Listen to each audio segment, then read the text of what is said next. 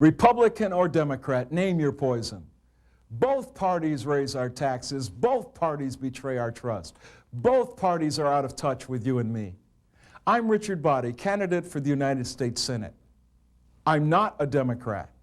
I'm not a Republican. I am a middle-class American who's fed up with government welfare costs, savings and loan bailouts, job quotas, corruption in high places. As your senator, I will see to it that Washington gets your message. Stay out of our workplaces, stay out of our lifestyles, and above all, stay out of our pockets. It's time to really clean house in government, but Republicans like John Seymour won't do it. Democrats like Dianne Feinstein won't do it. Mainstream Americans must show both major parties that party time is over. Richard Boddie for U.S. Senate, getting the power back to you. Next speaker is RichardBoddie, who has a motto: dare to be. Be whatever you will, you have the will and the ability to be. He believes that each man and each woman is smart enough to determine how their lives should be lived without government taxing us in order to tell us how to live. As a candidate for U.S. Senator, he is running to fill Cranston's seat. Richard?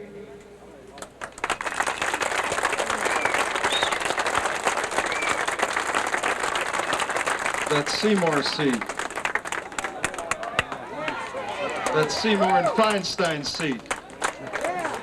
Friends, Romans, countrymen, lend me your ears. I come to bury Caesar, not to praise him. Friends, Americans, countrymen, and countrywomen, I come to bury Pete Wilson. I come to bury Bush. I come to bury Teddy Kennedy. I come to bury Metzenbaum. I come to bury Seymour, Feinstein, Willie Brown, not to praise them. On the 53rd anniversary of my birth, I stand before you today and remind you that slavery is alive and well, and it is growing in this nation. The slavery I speak of is fairly obvious. The slavery that has brought us here today, the slavery of taxation, is killing us. Carpe diem, we call that phrase from Dead Poets Society.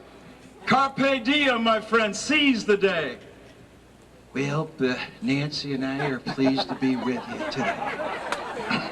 Read my lips, no new taxes. You remember that? I have a problem. This is in low key. I have a problem with TAN, T-A-N, not because of its complexion. I have a problem with saying that I am a taxpayer and accepting the word taxpayer. I am not identifying myself ever as a taxpayer, but I am a sovereign individual citizen. I come from the position of the rights of the individual. I come from a position of the absolute right of the individual, self-government and the free market. That's freedom, not government. However, I am not a politician. Well, I'm not sure of that. I'm not a politician. In fact, I am not a statesman. I'll give you a definition of a statesman. A statesman is a dead politician. Clearly, we need more statesmen. I'm opposed to the government waste that we see around us constantly every day. Whether there are 1,000 people here or 1,000,000 people here or 10 people here, it is imperative that each of you take the message back to your neighbor. Do not depend on the government to disintegrate itself, my friends. Government is force, pure and simple. George Washington said it. This might be strong for some of you, but it's the only alternative to begin to take the power and take it back for yourself as an individual. What are you going to do about the problems of excessive taxation and government waste? Come to a rally today? That won't do it, my friends. What do you have in mind to make the changes? You have to have a personal commitment to this. And there is an alternative to Twiddledum and Tweedledee. Oh, let me say this. I'm not a crook. Some of my best friends are crooks. That's the kind of stuff you've been buying for the past 20 to 30 years. Go buy Frederick Bastiat's book, The Law, and pass it around and give it to people. I have a quotation I carry with me in my mind daily, and you can take it. I'll give it to you. If it is to be, it is up to me.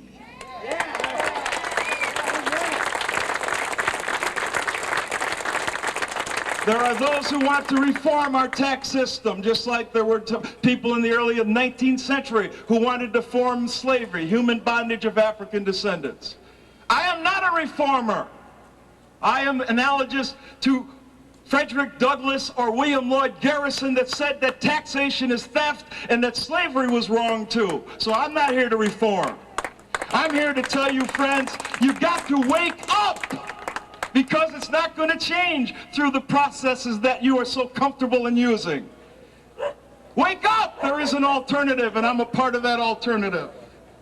Taxation is not nice.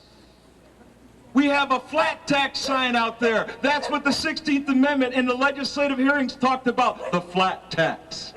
It's like identifying a cancer and saying, it'll stay small. You know better than that. Wake up! We are abused children who love the parent who's abusing us. Wake up, my friends. J. Peter Grace set up the Grace Commission to study waste in government. It, like the Hoover Report, was put into the back bin. No one cares because it comes slowly. But as Tom McClintock told you, it's coming fast now because of people like Pete Wilson. Because people like all the friends that go to Sacramento and fool you every time into electing them because they are Republicans and Democrats. There's a choice, my friends. Join us. A democracy cannot exist as a permanent form of government.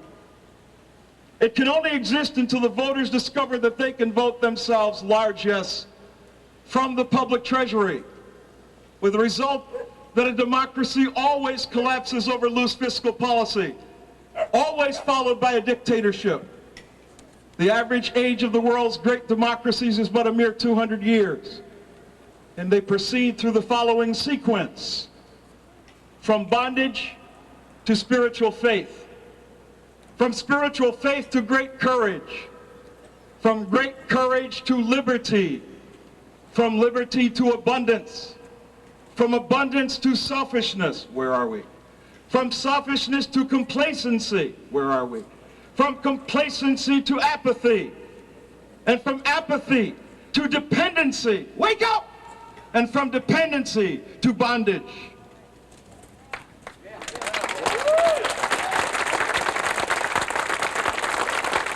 120% budget increase. Wake up! And the powerful play goes on, my friends. And you may contribute a verse.